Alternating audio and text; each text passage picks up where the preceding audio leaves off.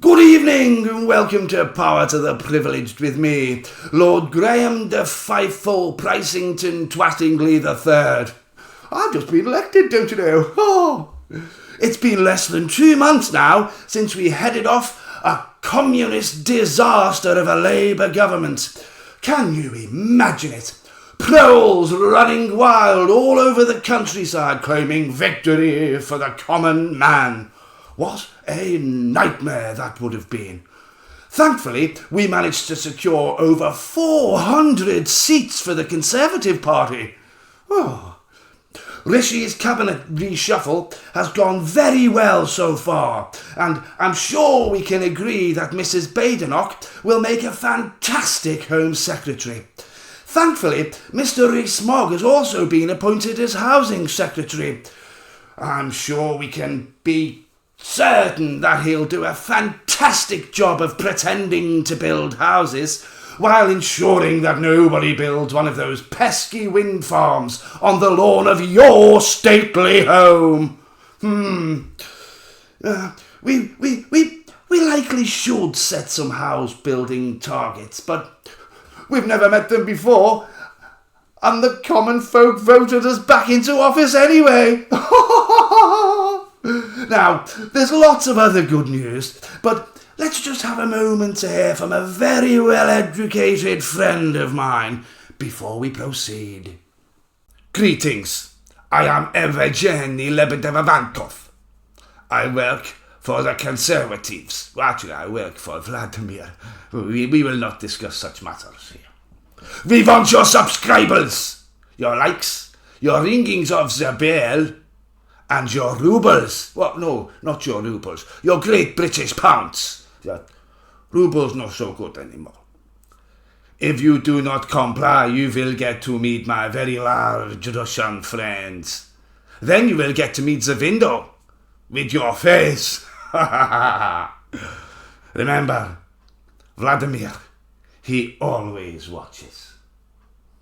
Now, of course, we simply cannot underestimate how the promise of a return to the days of national service, shamelessly promoted by the Telegraph, the Daily Mail, and our friends at GB News, prompted so many daft old beggars to vote for us. We couldn't have done it without the gullible old coffin dodgers, but obviously we don't intend to fulfil it quite in the way we described. Instead of using our well-trained and sensible army personnel, what we're going to do is take the same approach that we did with those employed to do work capability assessments. Yes, and we're going to pay them minimum wage. We think there'll still be enough desperate oiks to fill all the positions, though. Yes. We're going to give them a whole 12 hours training and a lanyard, but not one of these LGBTQIA lanyards. No, that kind of wokerati nonsense is over now, yes. We won't be doing any background checks or anything on these men. Obviously, we expect a few might be somewhat undereducated and a little violent, and it's likely that one or two may have an unhealthy interest in the boys. But I'm sure a bit of hard work and the promise of a certificate will offset a little bit of groping in the showers every now and again.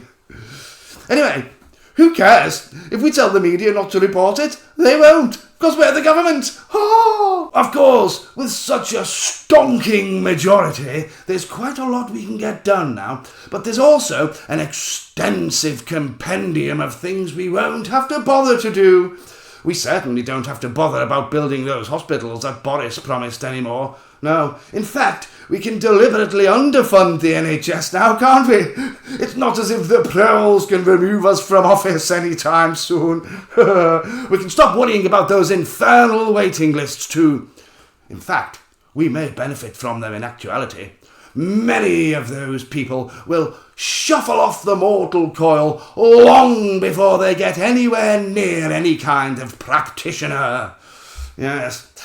Now that Victoria Atkins can be rather secure in her position as Health Secretary for a few more years, well, as long as that story about what she got up to in Monaco doesn't come out anyway.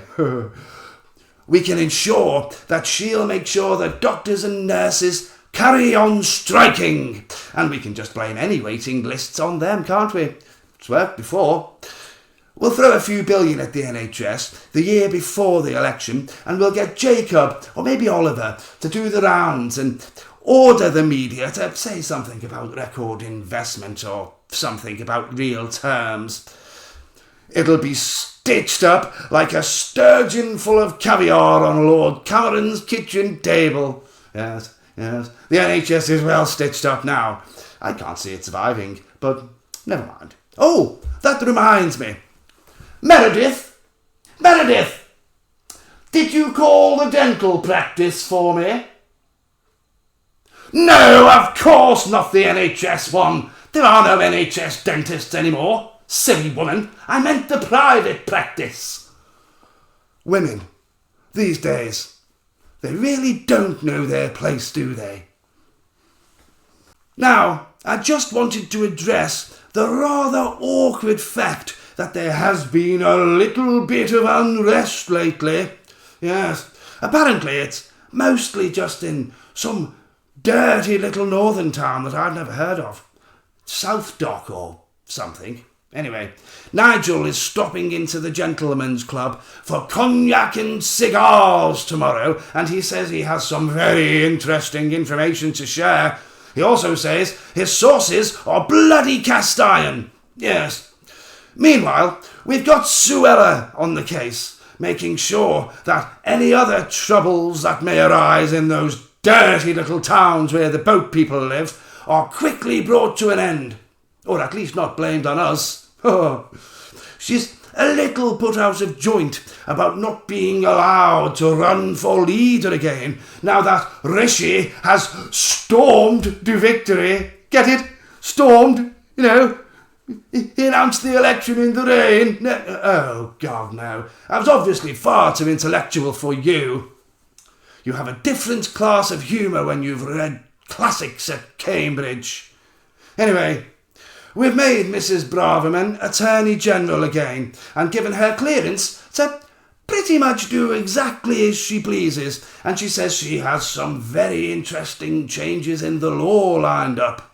Yes. I think we've saved the best for last, though. The final cherry on the wonderful gâteau. Indeed, the sherry in the trifle of this marvellous Conservative victory. We've made Mr. Jenrick Secretary for Immigration, and the first flight will leave for Rwanda next weekend. We've managed to buy a airliner that's only very slightly faulty, and we're having seats with restraints being installed as we speak. Yes, I'm not really sure where Rwanda is. I suspect it may be somewhere in Africa. Yeah. However, I'm sure there's plenty of beaches, cheap booze and tobacco. Those bloody illegals will think they're in heaven. And if they don't, well, who cares? We've made it illegal for them to come back. 412 Conservative MPs. Marvellous. Thank you for watching if you've gotten this far. As I'm sure you've probably worked out, I just thought I'd have a laugh with this video and take a little look at what might have been. I've exaggerated it because, of course I have, but there's probably a little bit of truth in there somewhere, isn't there? Unlike Lord Prycington, Twattingly III, I'm not obsessed with money, and the best way you can help the channel is to make sure you're subscribed and that you've rang the bell and hit the like button before you go if you've had a giggle with me. There is the join button, the super thanks and Patreon if you do want to help out a bit more though, or the buy me a coffee page. And I'm never going to say no to a little tip, but I don't want to hoard wealth and fortune either, like some sort of racist right-wing dragon.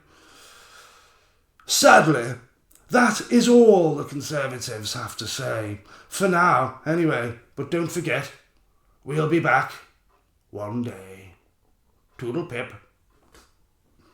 Ta-ra.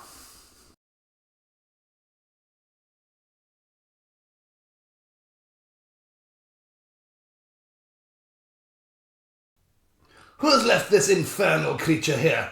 Doesn't look anything like a corgi. Disgusting.